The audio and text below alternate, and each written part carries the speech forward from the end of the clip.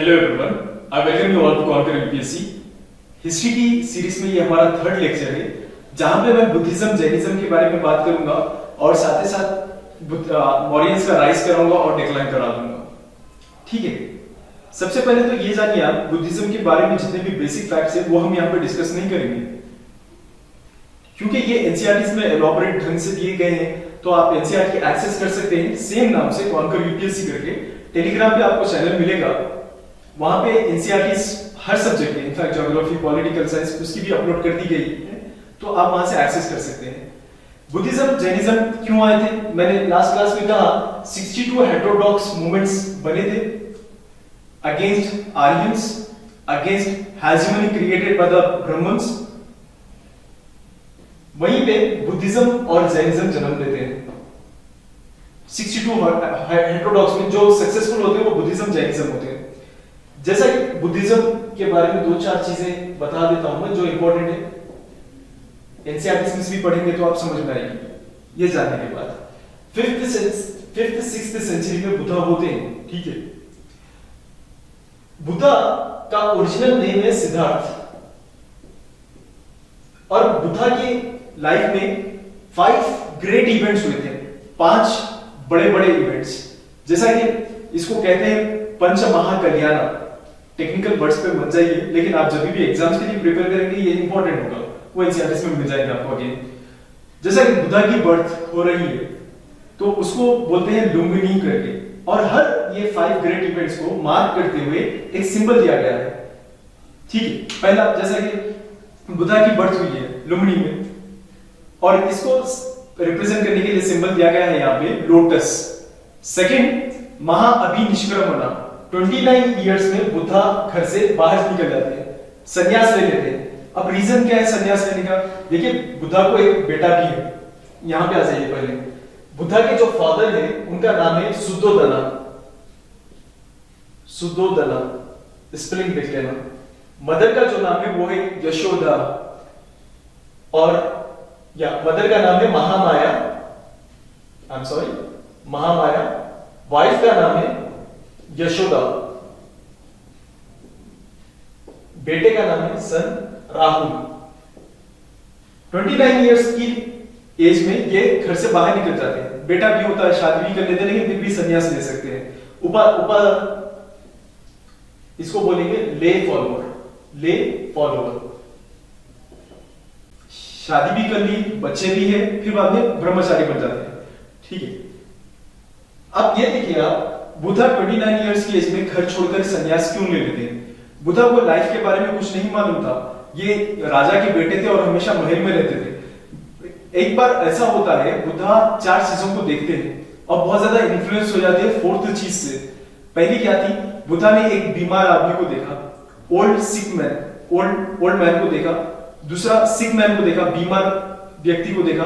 तीसरा, बुद्धा ने देखी डेथ बॉडी।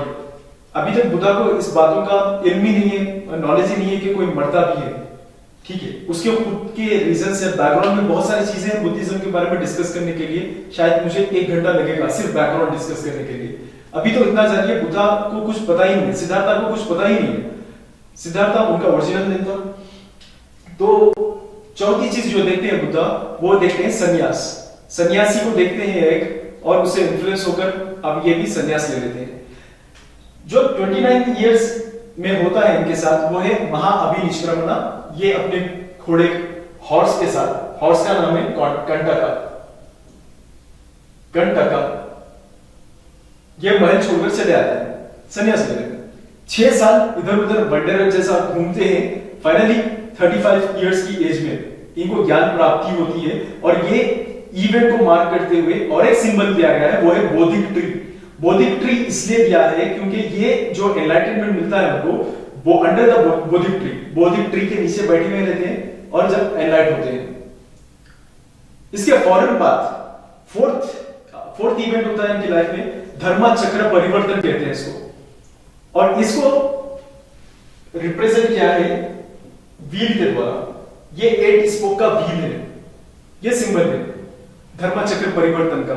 हाँ, ये सेम व्हील अशोका ने भी यूज किया है, और ये same wheel government of India ने भी यूज किया है। लेकिन government of India after independence what they have done is they have modified something. ये 8 स्पोक वाला है और गवर्नमेंट हमारी यूज कर रही है 24 स्पोक। ये जो व्हील देख रहे हो आप नेशनल फ्लैग के अंदर भी होगा और स्टेट एम्बलम में भी लगे हुआ होगा, ये सेम व्हील है। तो हम कल्चरली कनेक्टेड है, ये बताना चाह रहा है ये wheel. Alright, anyways next thing, इसके बाद में वहां धर्मचक्र परिवर्तन के बाद में ये सरमन देते हैं। धर्मचक्र परिवर्तन में एक सरमन देते हैं जो 5 लोगों ने अटेंड किया है, ये सरमन, ठीक है, प्रवचन।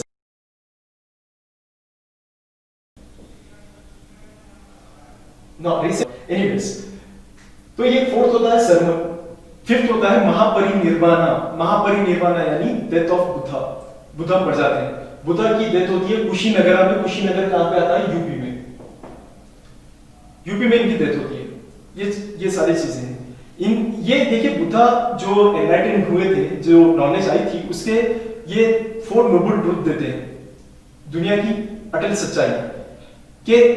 देखिए, अगर दुनिया में अच्छे से जीना है आपको तो 4 काम कर लेना। 4 नोबल ट्रूथ है ये दुनिया के। पहला,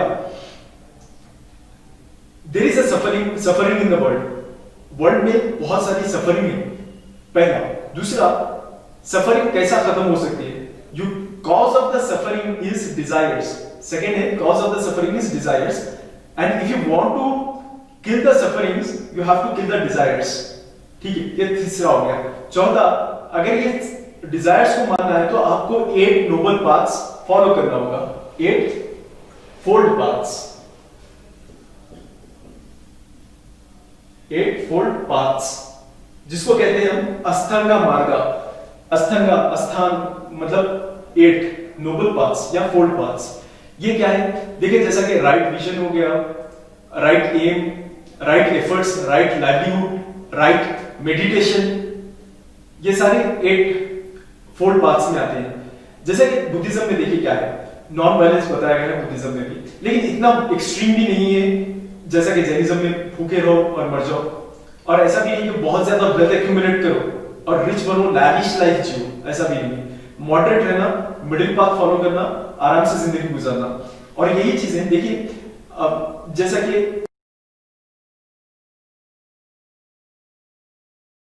करेंगे और कहीं भी जाकर रहेंगे, ये लोग नोमैडिक होंगे, इधर से उधर घूमते रहेंगे। ऐसा नहीं है कि एक ही पर्टिकुलर स्थान पे ये रेस्ट करेंगे या लाइफ गुजारेंगे, इधर से उधर बुद्धा के फिलॉसफीज टीच करते थे, फिरेंगे, प्रीचिंग्स ऑफ द बुद्धा।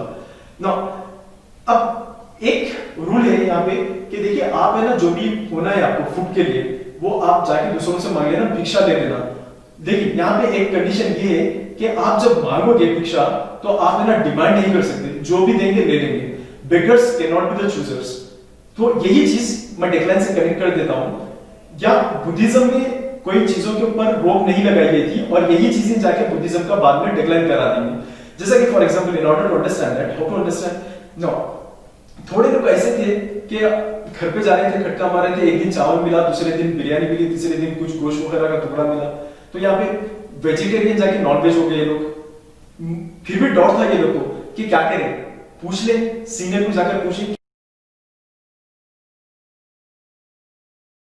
सकते हैं या छोड़ देना है। तो सीनियर ने कहा, देखिए, beggars cannot be the choosers, जो मिला है वो ले लो, खा लो। लेकिन इसका मतलब ये नहीं है कि नेक्स्ट डे मैसेज डाल रहे हैं कि नहीं अभी और एक अच्छा डिश बना के लाओ, ऐसा भी नहीं है। खाली है ना, जो मिला वो खा लेना है। सेकंड, ये लोग हैं, ये लोग जा रहे हैं घर पे खटका मार रहे हैं, एक दिन पानी मिला, दूसरे दिन दूध मिला, तीसरे दिन वाइन मिल गई, फिर भी डाउट था, फिर भी पूछे कि कुछ कड़वा कड़वा दिख रहा है, ये पी सकते क्या सीनियर से? सीनियर ने फिर यही कहा, देखिए, beggars cannot be the choosers। Wine आम हो गई थी और वाइन ही है ना बुद्धिज्म में, ये वो चीजें लाएगा और ये डिक्लाइन के रीजंस बन जाएंगे बुद्धिज्म के। ठीक है, ये सारी चीजें होंगी बुद्धिज्म के रिलेटेड। इनफैक्ट बुद्धिज्म के टाइम पे बहुत सारे, बुद्धा के बाद में बहुत सारे काउंसिल्स हुए थे। 4 काउंसिल्स बहुत ज्यादा इंपॉर्टेंट है, 4 काउंसिल्स। अब हर काउंसिल के अपने अपने डायमेंशन से अपनी अपनी इंपॉर्टेंस है। जो 4 काउंसिल है वो उसके बारे में मैं बता देता हूं। पहली काउंसिल हुई थी 483 बीसी में। यहां पे हेड थे, यहां पे जो राजा थे उनका नाम शत्रुघ्न, और जो प्रेसिडेंट थे ये काउंसिल के उनका नाम है महाकेशवा। ठीक है, ये काउंसिल होती है पाटलिपुत्र में। यहां पे क्या हुआ था, यहां पे बुद्धा के जो भी आइडियाज थे उसको लिखा गया। जैसा कि आइडियाज इन द सेंस कि एक मॉन्क को क्या क्या चीजों की जरूरत है, उसको कहते हैं code of conduct. Code of conduct, rules बनाए गए किस तरह से मॉन्क्स रहना चाहिए। ये बुक का नाम है, जो बुक में लिखा गया था ये, इसका नाम है विनया पिटका।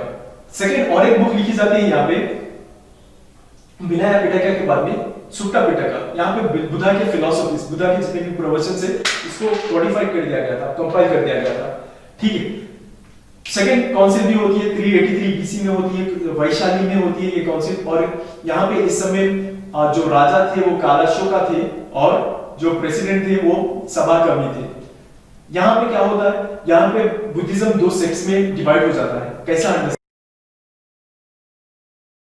और सब लोग अपने अपने आइडियाज दे रहे हैं। अब हम किस तरह से बुद्धा के टीचिंग्स को आगे तक लेकर जाए।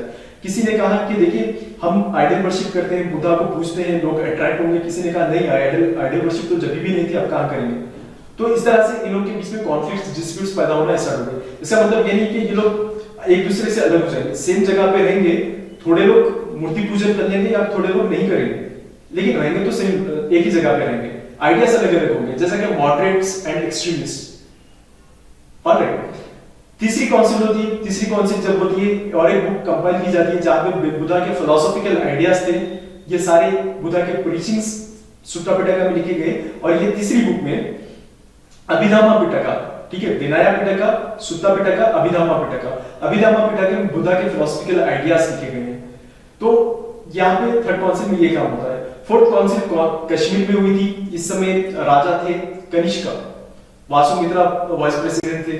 ठीक है, अश्वघोष, क्या नाम है इनका, यस, अश्वघोष वाइस प्रेसिडेंट थे और कनिष्का जो थे राजा थे। यहाँ पे क्या हुआ, यहाँ पे बुद्धिज्म में और ज्यादा दरार आ गई और ये लोग अलग अलग हो गए। ठीक है, जो अलग अलग किस्में हुए, एक तो हिनायानिज्म हो, हिनायाना हो गया और दूसरा महायाना हो गया। हिनायाना कहते हैं लेसर व्हीकल को, महायाना कहते हैं ग्रेटर व्हीकल को। यहाँ पे दो चीजें एनसीईआरटी में दी गई है आपके कि ये लोग है ना महायाना मूर्ति पूजन करेंगे, हिनायाना मूर्ति पूजन नहीं करेंगे। महायाना क्या करेंगे, संस्कृत को फॉलो करेंगे। देखिए अगेंस्ट संस्कृत बना था ये रिलीजन, लेकिन अब ये लोग संस्कृत फॉलो करेंगे। और हिनायाना क्या करेंगे, नहीं, पाली ही बनी थी, पाली में सब लिखा गया था, पाली ही से स्टार्ट हुई थी हमारी, और हम पाली को छोड़ेंगे नहीं, संस्कृत अपनाएंगे नहीं। तो इस तरह से लोग अलग अलग हो जाते हैं एक दूसरे से। फोर्थ कॉन्सेप्ट में हिनायाना, महायाना। अब जो एनसीईआरटी में दिया नहीं गया वो मैं बताता हूं आपको। महायाना वाले बुद्धा को गॉड समझते हैं और हिनायाना वाले बुद्धा को टीचर समझते हैं। अब महायाना वाले बुद्धा को जब गॉड समझते हैं तो टीचर कौन है उनके, तो उन लोग ने आइडिया दिया कि देखिए बोधिसत्व जो होते हैं वो बुद्धा के बुद्धिज्म के टीचर्स होंगे। बुद्धा जो है गॉड है, ऑलराइट। और ये लोग सिंबल्स की वर्शिप करेंगे, ये लोग डायरेक्टली मूर्ति की वर्शिप करेंगे, ऑलराइट। तो ये सारी चीजें हैं हिनायाना और महायाना की, और ये फोर्थ कॉन्सेप्ट में ये लोग डिवाइड हो जाते हैं। This is all about Buddhism. Now when it comes to the Jainism, Jainism में देखिए अभी तक 24 तीर्थंकरास, फोर्ट मेकर कहते हैं हम उनको। जैसा कि पहले है ऋषभनाथ, अब वैसे ही 23rd है पार्श्वनाथ और 24th है महावीर वर्धमान। अब ये हमारे लिए महावीर वर्धमाना इंपॉर्टेंट है, और ये लोग अपने अपने आइडियाज देते हैं। महावीर वर्धमाना, जैसा कि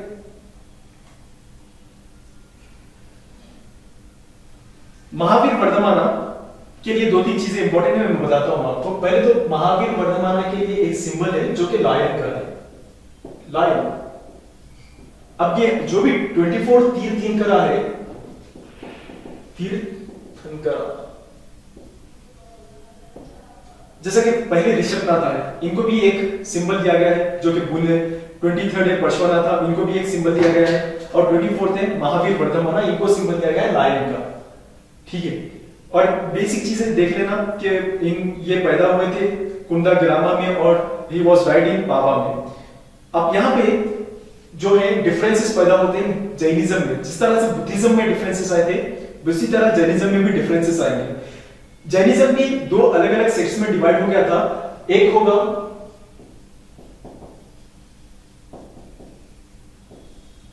श्वेतंबरा, श्वेतंबरा। आप देखे होंगे आज भी थोड़े ऐसे होंगे जैन्स जो कि व्हाइट कपड़े पहनेंगे, मास्क लगाएंगे, नंगे पैर फिरेंगे, और थोड़े ऐसे होंगे दिगंबरा जो कुछ पहने ही नहीं। नूडिटी का कॉन्सेप्ट आ गया था यहाँ पे, पूरे नूड रहेंगे विदाउट क्लॉथ्स, और ये व्हाइट क्लॉथ्स पहनेंगे, ठीक है, व्हाइट क्लॉथ्स, डिस्कार्डेड क्लॉथ्स। तो यहाँ पे एक बार ये होता है कि नॉर्थ इंडिया में फेमाइन आता है, 12 साल तक ये फेमाइन होता है, तो सारे लोग है ना माइग्रेट कर जाते हैं, साउथ इंडिया माइग्रेट कर जाते हैं। अब इनके साथ चंद्रगुप्त मौर्य, मैं समझाऊंगा चंद्रगुप्त मौर्य के बारे में, ये भी इन लोग इनके साथ माइग्रेट कर जाते हैं साउथ इंडिया। अब ये लोग इसलिए माइग्रेट नहीं करते हैं क्योंकि ये दिगंबरास माइग्रेट कर जाते हैं, और श्वेतंबरा इसलिए माइग्रेट नहीं करते क्योंकि इनका रिलीजन यहीं पे बना, यहीं पे रहेंगे बोल के सोचते हैं ये लोग। दिगंबरा माइग्रेट कर जाते हैं, और दिगंबरा को लीड करते हैं, लीडर जो होते हैं दिगंबरा के, वो इनका नाम है स्थूलाभद्र, भद्राबाहु। और श्वेतंबरा जो अभी भी वहीं पे है नॉर्थ इंडिया, इनका नाम है, इनके जो लीडर है उनका नाम है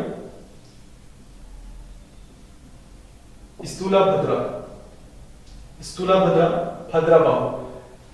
समझने का तरीका आसान है, जो अभी भी still in north India is Sthulabhadra, और the one who has migrated, इनका नाम है भाद्राबाहु। भाग गए थे ये लोग, चले गए थे यहां से, ठीक है ना। नेक्स्ट, तो ये जो 20 ये जो है Svetambaras, they are the follower of 23rd tirthankara Parshvanatha, and these are the followers of 24th tirthankara, that is Mahavira वर्धमाना।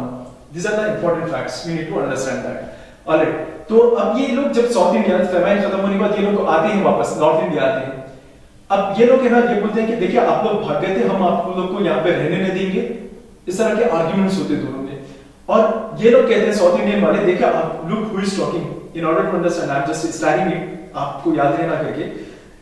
ये लोग पूछते हैं साउथ इंडियन वाले, लुक हु इज टॉकिंग, हमें बोल रहे हैं कि हम यहाँ नहीं रहना, गुरुजी ने तो कहा था कि हमें कपड़े नहीं पहनना, आप लोग कपड़े पहने। हिस्ट्री में पहली बार ऐसा हो गया, जो कपड़े नहीं पहने वो कपड़े पहने वालों को कह रहे हैं शेम ऑन यू। तो ये सारी चीजें हैं, ये फैक्ट्स हैं, ये याद रखें, आपको हिस्ट्री बिल्डअप करने के लिए, हिस्ट्री रिकंस्ट्रक्ट करने के लिए काम में आएंगे। यहां पे ये हो गया है। अब आ जाएंगे हम मगधा के बारे में। हम पढ़ेंगे कि ये जो एज है जो हम पढ़ रहे हैं प्री मौर्यंस, इसके अलग अलग नाम है। एक होता है ये एज ऑफ युग पुरुषा, युग पुरुषा पर यहाँ पे बुधा है, ठीक है। ये एज है, मतलब अलग अलग आइडियाज आ रहे हैं यहाँ पे। आइडियाज तो दो जगह भी चल रहे हैं, वेस्टर्न साइड भी चल रहे हैं, यहाँ पे भी चल रहे हैं। जैसा कि अलेक्जेंडर हो गया, अलेक्जेंडर के एंट्री कराऊंगा मैं भी। अलेक्जेंडर हो गया, अलेक्जेंडर का टीचर कौन है? एरिस्टोटल का टीचर है, प्लेटो का टीचर है, सोक्रेट्स। ये सब फिलोसॉफिकल आइडियाज वहां पे भी चल रहे हैं, और यहाँ पे भी फिलोसॉफिकल आइडियाज चल रहे हैं। बुद्धिज्म फिलोसॉफी, जैनिज्म फिलोसॉफी, लेकिन यहाँ पे जो फिलोसॉफिकल आइडियाज है, it is mostly dominated by religion. Religion से डोमिनेट किया गया है, वो थोड़ा साइंटिफिक है, सेक्युलर है। ऑलराइट, तो यहां पे देखना, ओके, यहां पे देखिए, ये एज को बोलते हैं एज ऑफ युग पुरुषा। साथ ही साथ इसको बोलते हैं महाजनपदास। ये एज को बोलते हैं द एज ऑफ महाजनपदास। ना इसको समझने के लिए मैं फिर से वैदिक आर्यंस के बारे में समझाऊंगा आपको कुछ। एक तो होगा अर्ली वैदिक आर्यंस, दूसरा होगा लेटर वैदिक आर्यंस। यहाँ पे जना जो है वो ट्राइब है, और ये जो ट्राइब है, जना का मतलब ट्राइब है, ये ट्राइब लेटर वैदिक एज में आकर सेटल हो जाती है। जैसा कि बहुत सारे ट्राइब्स होते हैं, जैसा कि कोई वैशाली में सेटल हो गई तो वैशाली ट्राइब, वैशाली जना, और कोई काशी में हो गई तो काशी जना। इसी तरह से यहाँ पे 16 महाजनपदास का इमर्जेंस होता है। यहाँ पे ट्राइब क्रॉ के लिए लड़ते थे। ये यहाँ पे आने के बाद ये एरिया कौन सा है? फर्टाइल एरिया, गंगा का एरिया, अलुवियल वाला एरिया, बिहार वाला एरिया। तो यहाँ पे क्या होगी, खेती बाड़ी ज्यादा होगी, और जिसकी जितनी फील्ड है उतना अमीर वो है। तो यहाँ पे टेरिटरी बहुत ज्यादा इंपॉर्टेंट हो गई थी। टेरिटरी जब इंपॉर्टेंट हो गई थी तो ये लोग टेरिटरी के लिए लड़ेंगे, और और सेटल हो जाएंगे परमानेंटली। बहुत सारे ट्राइब्स यहां से सप्ता सिंधु रीजन से इंडो गैंजेटिक रीजन तक आते हैं और सब हारने के बाद सब में एक दूसरे के दरमियान लड़ाई होगी और जो जीत के आएगा वो ये 16 जनपदास फॉर्म कर लेंगे। इसलिए इसको कह रहे हैं षोडशा महाजनपदा। षोडशा, शो यानी 6, दशा यानी 10, 16 महाजनपदास यहां पे बनेंगे। ऑलराइट, अब ये 16 महाजनपदास में भी एक दूसरे से लड़ाई होगी और इसमें जो जीत के आएगा वो होगा मगधा या मगध ना। अब ये यूपीएससी में तो ऐसे भी क्वेश्चन पूछ लिए जाते हैं, इनफैक्ट ऑप्शन में पूछा भी गया है कि what is the reason that Magadha has been emerged as a victorious among 16 mahajanapadas. तो ये समझते हैं पहले।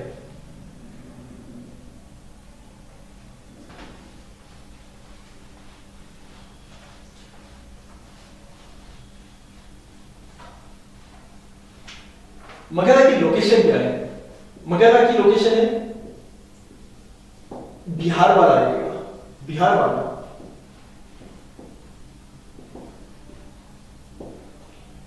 यहां पे सेकेंड अर्बनाइजेशन स्टार्ट हो गई। सेकेंड अर्बनाइजेशन यानी सेकेंड अर्बनाइजेशन किस तरह से? सब लोगों को क्राफ्ट स्पेशलाइजेशन आ गया है। क्राफ्ट स्पेशलाइजेशन इसलिए आया है क्योंकि they have discovered the iron. यहां पे आयरन भी अवेलेबल है। इनफैक्ट इवन टुडे आयरन के बहुत सारे रिजर्वायर्स वहां पे, बहुत सारे रिजर्व्स है वहां पे आयरन के। सिमिलरली उस समय में भी थे। आयरन यहां पे डिस्कवर हो गया है। इसकी वजह से मगधा जो है इनमें ज्योग्राफी के कारण पॉलिटिकल एज आ जाती है, पॉलिटिकल एज, इकोनॉमिकल एज और मिलिट्री एज, ये सारी चीजें आ गई है। अब मगधा तो जीतेगा ही जीतेगा, ठीक है, और बाकी के जितने भी जनपद है वो पूरों को हरा देगा। एक बात समझिए आप, what is political edge, economic edge, military edge? Agriculture fields, बहुत बड़े एग्रीकल्चर फील्ड्स है, यहाँ पे आयरन मिल गया और ज्योग्राफी बहुत अच्छी हो गई यहाँ पे और ये लोग और ज्यादा उभरेंगे। और ज्योग्राफी का लोकेशन और एक ये है कि ये लोग के दो कैपिटल थे। एक तो हो गया पाटलिपुत्र और एक है राजगीर। दोनों की लोकेशन देखिए, ये पाटलिपुत्र वो एरिया है जहां पे चारों तरफ से बड़े बड़े पहाड़ है, कोई आएगा नहीं और इन लोग से लड़ेगा नहीं। जब शिफ्ट हो गया था राजगीर में, राजगीर को एक जलदुर्ग कहते हैं, जो राजगीर था तीनों तरफ से यहाँ पे वाटर बॉडीज थे, सिर्फ एक ही तरफ से इन लोगों को रास्ता था कि बाहर निकल सके। अब ये जो राजगीर के जो राजा है, मगधा के जो राजा है, वो पॉलिटिकली बहुत ज्यादा एंथुसियास्ट है कि बहुत ज्यादा एम्बिशियस है, जाएंगे लड़ेंगे पूरों को हराएंगे। और वैसे ही होता है, इन लोगों की तरफ तो कोई अटैक नहीं कर पाए क्योंकि तीनों तरफ इसके पानी और एक ही रास्ता है। बहुत ज्यादा सिक्योरिटी यहाँ पे होती थी और यहाँ पे कोई आता नहीं था। तो कर लेंगे, ये आगे निकले और आपको पता ही है कि किस तरह से इकोनॉमी इन लोगों की हेल्प करी है। जमीन ज्यादा है, अलुवियल सॉइल है, एग्रीकल्चर फील्ड बहुत जबरदस्त फूड ग्रेन्स प्रोड्यूस कर रहे हैं। तो यहाँ पे क्या हो गया, इनकी इकोनॉमी स्ट्रॉन्ग हो गई है। इकोनॉमी स्ट्रॉन्ग होने के कारण यहाँ पे ये लोग बहुत सारी मिलिट्री खरीद सकते हैं। इनफैक्ट ये एरिया कौन सा है? अगेन सी, बिहार वाला एरिया जहाँ पे बहुत सारे एलिफेंट्स अवेलेबल है, बहुत एलिफेंट्स है। एलिफेंट्स आने की वजह से यहाँ पे अभी तक कॉन्सेप्ट ही नहीं आता एलिफेंट्स का। ये लोग एलिफेंट्स मिल गया। वार में एक न्यू इंजन क्रिएट हो गया था, पहली मर्तबा लोगों ने देखा कि एलिफेंट्स है। तीसरा, यहाँ पे बहुत ज्यादा टिम्बर मिलती है, टिम्बर की वजह से चैरियट्स बनना स्टार्ट हो गए, बहुत सारे चैरियट्स बना दिए लोग और ये वार में यूज करे। पॉलिटिकली ये किस तरह से लोकेशन है लोग का, पॉलिटिकली बेनिफिट हो गए, इकोनॉमिकली बेनिफिट लोगों के पास। तो ये सारी चीजें इन लोगों के फेवर में थे। That is the reason why out of this 16 only one who has emerged as a victorious is Magadha. और यहाँ पे मगधा एम्पायर स्टार्ट हो गया। यहाँ पे देखिए अलग अलग डायनेस्टीज रूल करती है। पॉलिटिकल हिस्ट्री की मैं बात करूं तो मगधा में रूल करने वाले अलग अलग डायनेस्टीज है। सबसे पहले आती है हरण्यका।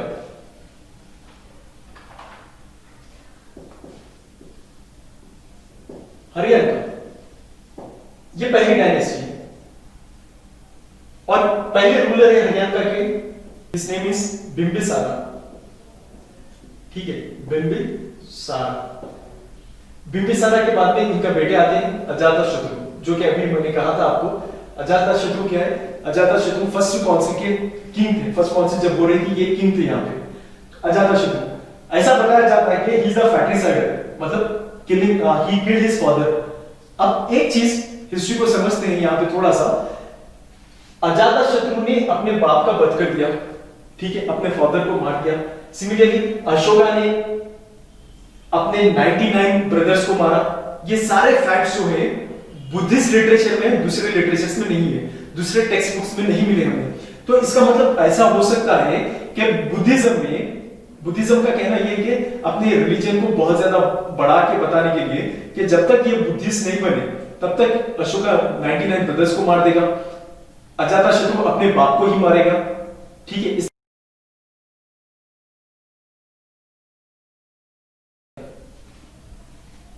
ना अजातशत्रु। अब इसके बाद में ये कंटिन्यू होता है, उदयन आता है, ये आता है, वो ज्यादा इंपॉर्टेंट नहीं है। फॉर्चुनेटली एनसीईआरटी में भी नहीं दिया गया है। इसके बाद में हरियाणा का डायनेस्टी के बाद में जो डायनेस्टी आती है वो डायनेस्टी है शिशुनागा डायनेस्टी। शिशुनागा डायनेस्टी इनके एक जो यहां पे शिशुनागा के लास्ट जो रूलर थे कालाशोका को मार दिया गया है नंदास के द्वारा, महापद्मानंदा। देखिए, जब नवाज शरीफ कमजोर हो गए, परवेज मुशर्रफ भारी पड़ेंगे उसके ऊपर। ये सेनापति थे, नंदास जो है शिशुनागा डायनेस्टी के सेनापति थे। अब ये लोग क्या करते हैं? तख्त पलट कर देते हैं। यहां पे आते हैं पद्मानंदा, महापद्मानंदा पहले ऐसे राजा है जिसको टाइटल दिया गया था एकादत्त, एफिशिएंट रूलर। हाँ, इनके बाद में आते हैं दानानंदा, महापद्मानंदा के बेटे दानानंदा। जब दानानंदा रूल कर रहे हैं, नंदा डायनेस्टी तो एस्टैब्लिश हो गई महापद्मानंदा से। अच्छा, ठीक है, यहां पे ये बताऊं मैं आपको, हरियाणा डायनेस्टी से बिंबिसारा, अजातशत्रु, उदयना ये लोग ताल्लुक रखते हैं। शिशुनागा डायनेस्टी से कालाशोक, सेकंड बुद्धिस्ट काउंसिल। ठीक है, थर्ड डायनेस्टी जो थी वो नंदा डायनेस्टी थी। नंदा डायनेस्टी के दो लोग का नाम दिया हुआ है, एक तो महापद्मानंदा और दूसरे जो है दानानंदा। अब ये दानानंदा जब रूल कर रहे हैं, उसी समय नॉर्थ वेस्ट की साइड से अलेक्जेंडर इंडिया में आने की कोशिश करते हैं। अलेक्जेंडर एक अपने लाइफ एम्बिशन पे थे कि पूरी दुनिया को कॉन्कर करना है, पूरी दुनिया को जीतना है। यहां पे मैं समझाता हूं आपको। इटाली में आता है वो, तो वहां पे अलेक्जेंडर वहां पे रूल कर रहे हैं। वहां पे ही इनकी एम्बिशंस डेवलप होना स्टार्ट हो गए होंगे ना। क्या टीचर्स हैं इनके। अब तो ये दुनिया कॉन्कर करने का सोचेंगे। पहले तो मैसिडोनिया को कॉन्कर कर लिए, जैसा कि इनका एम है कि पूरी दुनिया को कॉन्कर करना है। ये करेंगे। ये तो सेंट्रल एशिया है, यहाँ पे यूरोप से स्टार्ट होंगे, यूरोप से सेंट्रल एशिया आएंगे, एशिया से अफगानिस्तान, अफगानिस्तान से पाकिस्तान, पाकिस्तान से इंडिया। और जब भी ये जाएंगे कॉन्क्वेस्ट करने के लिए, यहाँ पे हरा दिए, से फॉर एग्जांपल ए टेरिटरी को हरा दिए, फिर यहाँ पे अपना कमांडर इन चीफ एक्स को अपॉइंट कर दिए, बी को हरा दिए, फिर next commander in chief x के नीचे जो सब कमांडर इन चीफ थे, यहाँ पे इनो कमांडर इन चीफ हो गए थे। यहाँ पे इनको अपॉइंट करने के बाद में अब वाई कमांडर इन चीफ को ये बी टेरिटरी पे अपॉइंट कर देते, सी में जेड को। इस तरह से करते ही जा रहे हैं। यहां पे अफगानिस्तान बॉर्डर की साइड में एक रूलर थे अंबी करके, और अंबी के ईस्टर्न साइड पे पड़ोसी में थे पोरस करके। दोनों की जमती नहीं थी, बहुत सारे डिस्प्यूट्स, और इनफैक्ट अंबी डरते भी थे पोरस से। अंबी ने कहा, अलेक्जेंडर देखिए आप कैसा भी है ना दुनिया जीतने आए हैं, मैं इंडिया के गेट्स ओपन कर देता हूं आपके लिए। नॉर्थ वेस्ट के गेट्स ओपन कर दिए गए।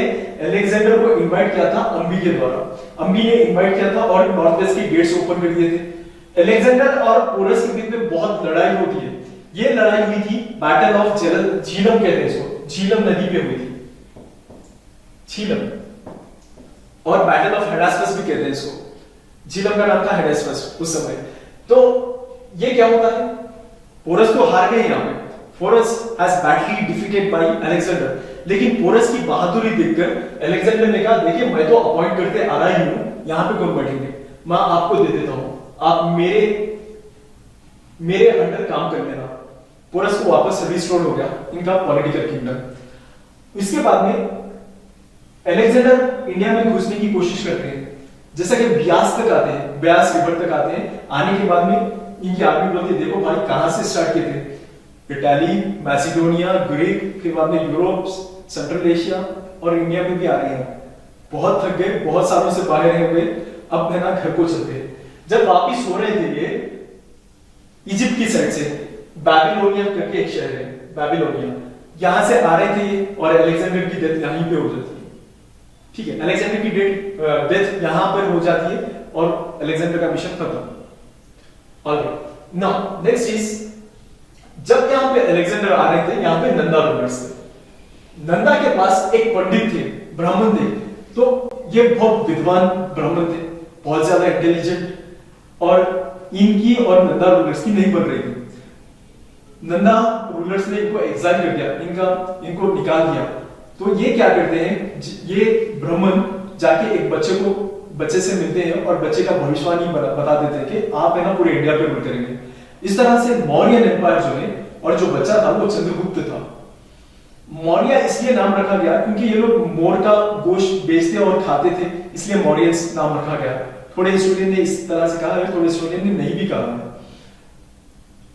तो ये जो पंडित है, ये जो ब्राह्मण है, इनका नाम क्या है, इनका नाम कौटिल्य है। अब अपने नीतियों से नंदास को हराएंगे और इसकी जगह, नंदास की जगह चंद्रगुप्त मौर्य को बिठा देंगे वहां पे। ठीक है, आ रहा है समझ में आपको।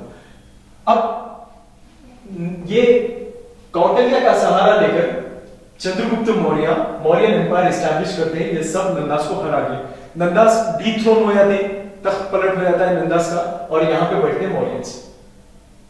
Mauryans is one of the first empire of India, first empire. यहां पे यही लोग थे नॉर्थ वेस्ट में। अलेक्जेंडर के एक पपेट थे, इनका नाम है सेलिकस निकेटर। Seleucus Nicator. अब एक बार में, एक बैटल में चंद्रगुप्त मौर्य इनको हरा देते हैं। अब हारने वाला रूल्स तय नहीं करेगा, एक ट्रीटी साइन होगी। हर लड़ाई के बाद में एक रूल जान लो आप, जब भी हिस्ट्री में लड़ाई देखोगे आप, एक ट्रीटी, समझौता साइन होगा, एक अग्रीमेंट बनेगा कि आपको ये चीजें देना है as a compensation to the war, और आप हार गए हैं, अब मुझे इतनी बूटी चाहिए एटसेट्रा। कल समझाया था कि आपको बूटी का मतलब क्या होता है। एनीवेज, यहां पे सेलिकस निकेटर हार जाते हैं चंद्रगुप्ता से। यहां पे इनका साथ देने वाले जो है वो बहुत ज्यादा एफिशिएंट है, Kautilya. With the able ideas of Kautilya, Chandragupta Maurya has been succeeded in defeating whom? Seleucus Nicator, the Greek fellow. अब इन लोगों को, अब ये ट्रीटी में जो चंद्रगुप्त मौर्य ने सेलिकस निकेटर को हरा दिया, अब ये ट्रीटी में ये साइन होगा कि सेलिकस निकेटर की बेटी जो है वो चंद्रगुप्त से शादी हो जाएगी इनकी। क्योंकि देखिए कौटिल्य ने ये कहा था, आप देखो आपको है ना और एक्सटेंशन भी करना है पूरे राज्य का। कब तक लड़ोगे, एक से ही लड़ोगे, बार बार हराओगे, बार बार हारोगे। एक काम करना, शादी कर लेना, वैसे भी जब दामाद बन जाओगे बहुत ज्यादा इज्जत होगी।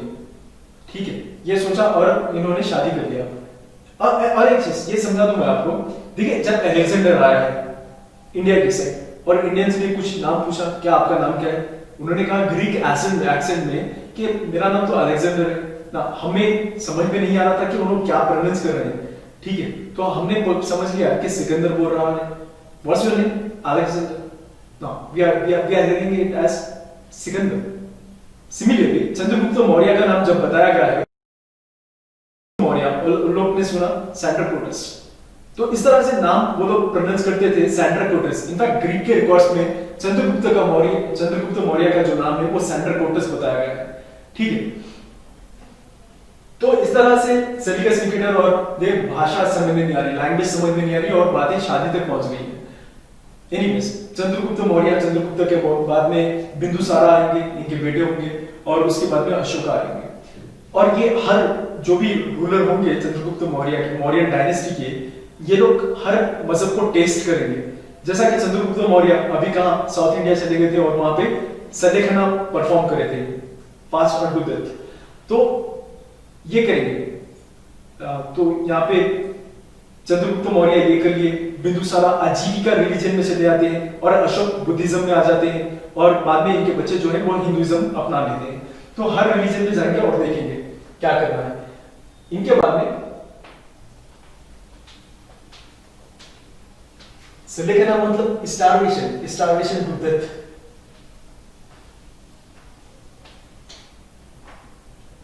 चंद्रगुप्त मौर्य हो गए, इनके बाद में आते हैं बिंदुसारा, इनके बाद में अशोक। अब अशोक के बारे में समझते हैं, अशोक क्या है। अशोक अपने इंस्क्रिप्शंस देते हैं। देखिए अशोक के फेमस इंस्क्रिप्शन जो है वो होते हैं मेजर रॉक एडिक्ट्स। एडिक्ट्स मतलब एडिक्ट्स, मैं लिख देता हूं एडिक्ट्स। एडिक्ट्स मतलब रॉयल ऑर्डर्स, रॉयल ऑर्डर्स फरमान, G O, government of government order. Major rock edict उसको कहेंगे जब ये बड़े रॉक्स पे लिखा गया हो, छोटे रॉक्स पे लिखा गया तो माइनर रॉक एडिक्ट कहेंगे। सिमिलरली अगर पिलर्स पे लिखा गया तो पिलर रॉक, पिलर एडिक्ट कहेंगे इसको। और थोड़े एडिक्ट्स ऐसे हैं अशोक के कि वो यूलॉजी करते हैं, यूलॉजिस्ट। सेल्फ प्रेजिंग को बोलते हैं यूलॉजी। ये थोड़े हैं अपने आप के बारे में तारीफ करना। अशोका ने ये सारे विलेजेस इसको दे दिए, इसका डोनेशन इनको दे दिया है, बहुत सारे मोनास्ट्रीज को डोनेशन दे रहे हैं। तो ये क्या हो गया, यूलॉजी है। सिमिलरली अशोका इतने जितने भी इंस्क्रिप्शंस है उसमें अपना नाम नहीं लिखते हैं कि मैं अशोका हूं। अशोका एक टाइटल लेते हैं, अपने आप को कहते हैं देवनम प्रिया, प्रियादर्शी राजा मगध, कि मैं एक अच्छी प्रेजेंट पर्सनालिटी है मेरी और मैं राजा हूं मगध का, ये कह रहे हैं अशोक। तो इनके इंस्क्रिप्शन में हमेशा इनका नाम नहीं मिलता था, लेकिन रिसेंटली हमने कुछ डिस्कवरी की है, एक्सकवेशन की है, साउथ इंडिया की साइड में इनके एडिट्स मिले हैं जहां पे बताया गया कि देवन प्रिया, प्रियदर्शी राजा मगध कोई और नहीं अशोक ही है, ये बताया गया। तो हमें समझ में आया कि अब समझ में आया कि हाँ देवन प्रिया जो है वो अशोक है। तो ये पिलर एडिक्ट्स जहां भी होते थे तो वो क्या होगा, अशोक की बाउंड्रीज होंगे।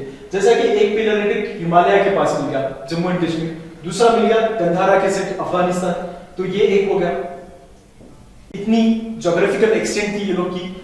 तीसरा मिला बांग्लादेश के साइड और साउथ में मिला कावेरी रीजन के साइड। तो इतना रूल किए थे अशोक। और ये यहां पे पिलर्स मिले हैं जैसा कि सारनाथ कैपिटल, इस तरह के पिलर्स मिले हैं। तो समझ में यह आ गया कि जहां भी पिलर होंगे वो वहां पे अशोक की बाउंड्री वहां तक होगी। और ये पिलर पे लिखा जाता है कि इस तरह से कोड ऑफ कंडक्ट होगा आप लोग का, इस तरह से आप लोग को डिसिप्लिन फॉलो करना है, रूल्स एंड रेगुलेशंस लिखे जाते थे ये पिलर्स पे या रॉक्स पे। अशोक अपने आप को देवनम प्रिया कहेंगे, I am the beloved of gods, मैं गॉड्स का बहुत प्यारा हूं, इसीलिए तो मैं राजा हूं और आप लोग कॉमनर्स हो, ठीक है। देवनम प्रिया, प्रियदर्शी, मैं बहुत अच्छा हूं और मेरी डिसेंट पर्सनालिटी है और मैं राजा हूं मगध का। अब जैसा कि मैं देवी देवताओं का प्यारा हूं तो मैं जो भी बोलूंगा आप लोग को करना होगा। मैं आप लोग को एक जैसा बेटे को ट्रीट करता है एक फादर, वैसे ही ट्रीट करूंगा। आप अच्छा काम करें तो ठीक है, नहीं तो अच्छा करवाना है, मारूंगा। अब देखिए अशोक ने कलिंगा वार किया है। कलिंगा वार में क्या होता है, बहुत सारा डेथ एंड डिस्ट्रक्शंस होते हैं, बूढ़े मर गए, बच्चे मर गए, औरतें मर गए, जानवर मर गए, परिंदे मर गए।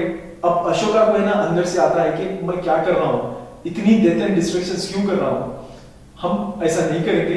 अब इनको एक बुद्धिस्ट मॉन्क भी मिलते हैं जो इनको समझाते हैं कि बुद्धिज्म के बारे में इंट्रोड्यूस कराते हैं, और ये जब बुद्धिज्म अपना लेते हैं अशोक। अब अशोक बुद्धा बन गए, बुद्धिज्म फॉलो करने वाले बन गए, ठीक है। अब अशोक बोलेंगे कि नॉन वायलेंस, लड़ाई झगड़े नहीं होंगे। अब यहाँ पे फेरी घोषा यानी वार के नगाड़े नहीं बजेंगे, अब होगा धम्मा घोषा, अब धम्म के नगाड़े बजेंगे। अब लड़ाई झगड़ा नहीं होगा, हर तरफ सुकून होगा। ये अशोक का कहना था कि भेरी घोषा जो है यहाँ पे आपके सिलेबस में दिया है, भेरी घोषा, वार के नगाड़े, धम्मा घोषा, धर्म के। धम्मा एक प्राकृत वर्ड है जिसका लिटरली ट्रांसलेट करेंगे हम तो वो मिलेगा धम्मा यानी धर्म, रिलीजन। अब टर्म इतनी वेग है कि समझ में नहीं आ रहा किसका धर्म। हिंदुइज्म में तो होता है पितृधर्म, फादर के प्रतीक हमारा धर्म क्या होगा, ठीक है, उस तरह के बहुत सारे धर्म होते हैं। तो ये कौन सा धर्म है? इसके बाद में बहुत सारे ऐसे चीजें मिलेंगी, वेग टर्म है। चोरी नहीं करना, अशोक ने इंस्क्रिप्शन में कहा। किसकी चोरी नहीं करना? टैक्सेस पूरे पे करना है, टैक्सेस में चोरी नहीं करना, ये बताना है। हमेशा सच बोलना। अब सच क्या बोलना? सच जब भी मैं दरबार में बुलाऊंगा, अशोक दरबार में जब बुलाओगे तब झूठ नहीं बोलना, ये बताना चाह रहे हैं या कुछ और बताना चाह रहे हैं? समझ में नहीं आ रहा। तो बराबर इतने सारे कोड ऑफ कंडक्ट दे दिए थे, रूल्स दे दिए थे कि इस तरह से फॉलो का, कोई झूठ नहीं बोलेगा, कोई हमेशा you have to respect your parents. शायद इसलिए अशोका ने पेरेंट्स की रेस्पेक्ट के लिए बहुत ज्यादा स्ट्रेस दिया, क्योंकि अब जब आप पेरेंट्स को निकाल दोगे, मुझे ओल्ड एज होम्स बनाना पड़ेगा, तो मेरा बहुत ज्यादा पैसा खर्चा होगा। तो मैं एक रूल बना देता हूँ, you have to respect your parents, you have to respect your teachers, you have to respect your elders. इस तरह के रूल्स बनना स्टार्ट हो गए। और तो टैक्सेस पूरे देना है, ये करना है, वो करना है। अब ये लोग बैठे हैं अशोक, अब देवनम प्रियादर्शी राजा मगध एक्सटेंड नहीं करेंगे क्या? अब इनको थॉट आता है, अब तो मुझे एक्सटेंड करना है, बहुत सालों खामोश बैठा हुआ हूं, अब ये एक्सटेंड करने का सोचते हैं।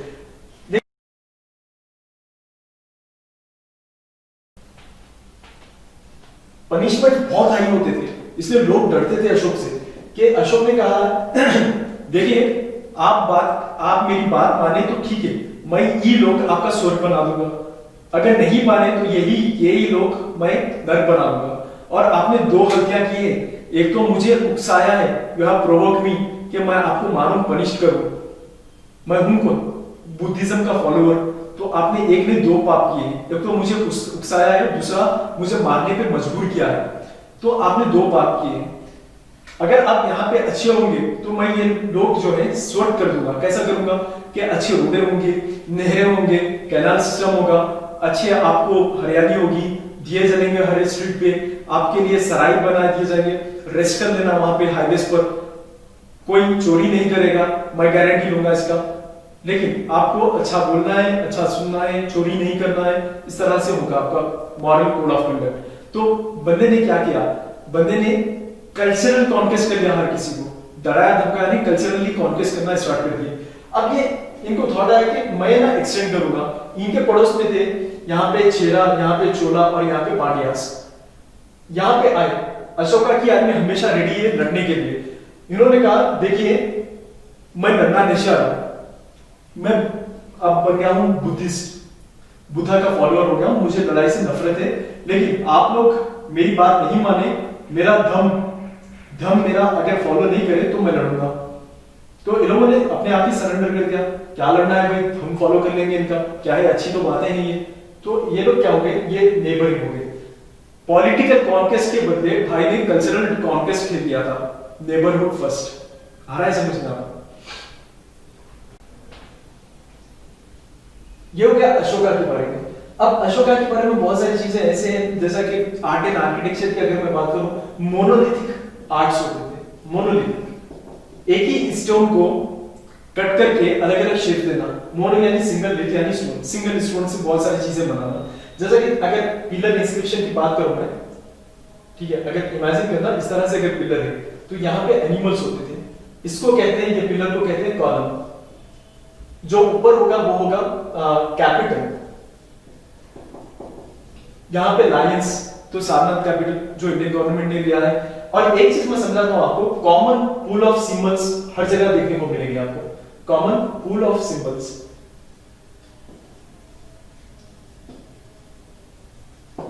लायंस या टाइगर्स, ये भी अशोक के साथ है, बुद्धिज्म के साथ भी है, जैनिज्म के साथ भी है, और शेरावाली के पास भी है।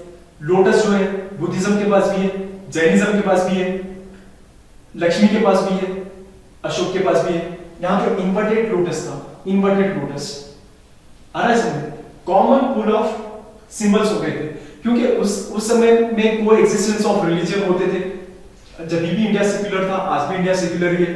कि अभी एलोरा जाएंगे आप, अजंता एलोरा जो है, एलोरा जाएंगे आप पर्टिकुलरली, तो आपको वहां पे दिखेगा एक वॉल पे जैन्स के पूरे धर्मों के फोटो है, बुद्धिज्म के, हिंदुइज्म के। तो इस तरह से ये क्या है, एक ही आर्टिस्ट ने बनाए थे, इसलिए आइडिया एक ही था। लोटस आइडिया एक ही था, लाइन आइडिया एक ही था कि कुछ तीनों में एक कॉमन चीजें देखेंगे आप, ये कॉमन पूल ऑफ सिंबल्स। अगर कल के दिन यूपीएससी पूछ भी लेती है इंटरव्यू में कि कोएग्जिस्टेंस ऑफ रिलीजन कैसा होते थे, आप समझते हैं कि कोएग्जिस्टेंस किस तरह से था, एक दूसरे को बर्दाश्त करते थे पहले भी, ठीक है। Anyways this for the today. आज हमने बुद्धिज्म और एक चीज जो मैं नहीं बोला, भूल गया हूं मैं, डिक्लाइन ऑफ मॉरियंस। ना किसी भी डिक्लाइन के लिए, कोई भी राज्य के डिक्लाइन के लिए थोड़ी चीजें कॉमन है, जैसा कि मैं समझाता हूं आपको। रीजंस क्या होंगे डिक्लाइन के लिए, कहीं भी किधर भी लगा देना। वीक सक्सेसर्स होना, जब तक राजा स्ट्रॉन्ग है किसी की नजर नहीं पड़ी कि हमारी टेरिटरी पे आंख उठा के देखें, लेकिन ये राजा के बाद में दूसरे राजा आते हैं, तब क्या होगा, तब वीक सक्सेसर को देख के लड़ाई झगड़े होंगे। अब ये वीक सक्सेसर्स को बचाने के लिए, अब ये से फॉर एग्जांपल, जब तक स्ट्रॉन्ग राजा होंगे, बाबर, हुमायूं, जहांगीर, शाहजहां, औरंगजेब, तो कोई आंख उठा के नहीं देगा, और जो इनके बेटे हैं वो भी नहीं लड़ेंगे। लेकिन जब तक स्ट्रॉन्ग सक्सेसर्स रहेंगे कोई नजर नहीं देखेगा, लेकिन जब वीक सक्सेसर्स होंगे इसमें क्या होगा, वार ऑफ सक्सेशन होगा। डैड के बाद में कौन लड़ना है, भाइयों में लड़ाई होगी, सिविल वार जैसी सिचुएशंस क्रिएट हो जाएंगी। अब जितना भी पैसा है ये पूरा वार में इस्तेमाल होगा, इकोनॉमिक क्राइसिस आ जाएंगे, टैक्सेस इकट्ठा करने के लिए वार के समय टैक्सेस कलेक्ट करने का किसको याद रहेगा, तो कोई टैक्स पे नहीं करेगा। अब यही सिस्टम का फायदा उठाते हुए फॉरेनर्स इन्वेड कर देंगे। जब मॉरियंस डिक्लाइन हो गए, मॉरियंस वीक हो गए, तो बाहर से इंडो ग्रीक ने हमला कर दिया। जब गुप्तन्स वीक हो गए, हुन्स ने इन्वेड कर दिया। जब मुगल्स वीक हो गए, नादिर शाह, अहमद शाह अब्दाली, इन लोग ने इन्वेड कर दिया। जब हर्षवर्धन वीक हो गए, हर्षवर्धन की डायनेस्टी वीक हो गई, तब क्या हुआ, तब मोहम्मद ने इन्वेड कर दिया इंडिया को। इस तरह से जब भी वीकनेस आएगी एक पॉलिटिकल सिस्टम में, लोग बाहर से इन्वेड करेंगे। ऑलराइट, नेक्स्ट पॉलिटिकल क्याओस होगा। अब तकरीबन जो वीक सक्सेसर होगा, से फॉर एग्जांपल दो भाइयों में लड़ाई हो रही है, दोनों में से एक एफिशिएंट है, एक एफिशिएंट नहीं है। तकरीबन पूरी मिलिट्री ब्यूरोक्रेसी वीक सक्सेसर का साथ देगी, क्योंकि देखिए ये दिमाग से ही वीक, फिजिकली वीक नहीं बल्कि दिमाग से भी वीक होगा। तो ये लोग ये चाहते हैं कि एक वीक को बना देंगे, राजा बना देंगे, वो हमारी सुनेगा, वो हमारे हाथ में पपेट होगा। तो इस तरह से इकोनॉमिक क्राइसिस आ गए, पॉलिटिकल क्राइसिस आ गए, आर्मी ब्यूरोक्रेसी एक ही साइड चले गई। हाँ, जो अब स्ट्रॉन्ग होगा वो अपने पास इकट्ठा करेगा, पावर लेगा ब्यूरोक्रेसी का, आर्मी का, और फिर से एस्टैब्लिश करेगा अपना एम्पायर। ये हो गया डिक्लाइन। अब ये कहीं भी किधर भी ले लेना, मौर्यंस के बारे में ले लेना, गुप्तन्स के बारे में ले लेना, मुगल्स के बारे में ले लेना, सिचुएशन यही होगी। ये कारण हो गए weak successor, civil wars, political chaos, war of succession, ये सारी चीजें डिक्लाइन के रीजंस होंगे। ठीक है, और क्या है, okay, alright, this is for today. आज हमने देखा बुद्धिज्म के बारे में, जैनिज्म के बारे में, राइज ऑफ मॉरियंस के बारे में और डिक्लाइन ऑफ मॉरियंस के बारे में। कल गुप्तन्स के बारे में स्टार्ट करूंगा मैं, गुप्तन्स के साथ साथ हर्षवर्धना के साथ आगे बढ़ेंगे हम। हाँ, एक चीज जो मिसिंग है यहाँ पे, देखिए नंदास कौन है? नंदास तो शूद्रा है, ठीक है, शूद्रा है। बहुत सारे बुक्स में लिखा गया कि ये लोग शूद्रा थे, लेकिन एक वर्ण सिस्टम क्या कह रहा है, ब्राह्मण जो होंगे वो प्रीस्ट होंगे, क्षत्रिय जो होंगे ये किंग्स होंगे या वॉरियर्स होंगे, वैश्य जो होंगे बिजनेसमैन होंगे, क्राफ्ट्समैन होंगे, इंडस्ट्रियलिस्ट होंगे, और शूद्रा जो होंगे स्लेव्स होंगे। लेकिन यहां पे क्या हो रहा, नंदास, महापद्मानंदा जो कि शूद्रा ट्राइब से, शूद्रा कास्ट से बिलोंग करते हैं और यही नंदा एम्पायर स्टैब्लिश करते हैं। तो यानी जो कास्ट के बारे में बताया गया बुक्स में वो जस्ट थियोरेटिकल था, पॉलिटिकल नहीं था। अगर यूपीएससी इस तरह का क्वेश्चन पूछती है, the caste is just a theoretical work rather than a practical, तो अब तो आपको समझ में आ गया होगा किस तरह से ये नंदास आके रूल कर रहे हैं। तो ये सिस्टम बना कैसा, ठीक है, एक चीज को ऐसा समझते हैं हम, किसी ने कहा कि मेरी बीवी है ना मुझे बहुत मारती है,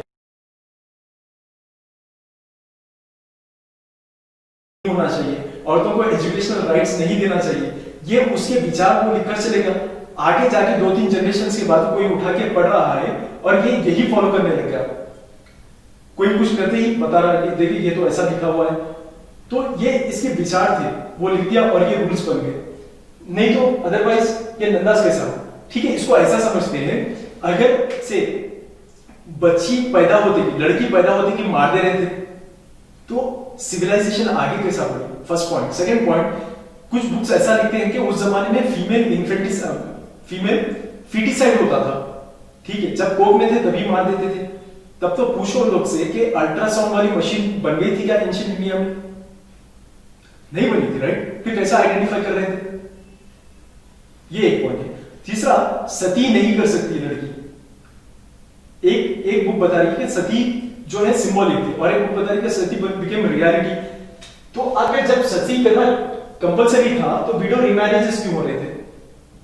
ठीक है, सती जब कंपलसरी था तो विडो रिमैरिजेस का मेंशन क्यों किया गया बुक्स में? और जैसा कि हमें पता है, तथा जैसा राजा वैसी प्रजा के हर्षवर्धन अपनी बहन को बचा रहे हैं सती करने से, ये कैसा बचा सकते हैं? सती तो परफॉर्म करना है एज पर रूल्स। तो ये क्या है? Caste system is just a theoretical work rather than practical. आ रहा है समझ में आपको? तो this is about today's lecture. हम नेक्स्ट में गुप्तंस और हर्षवर्धन करते करते मेडिवल करेंगे। Thank you very much.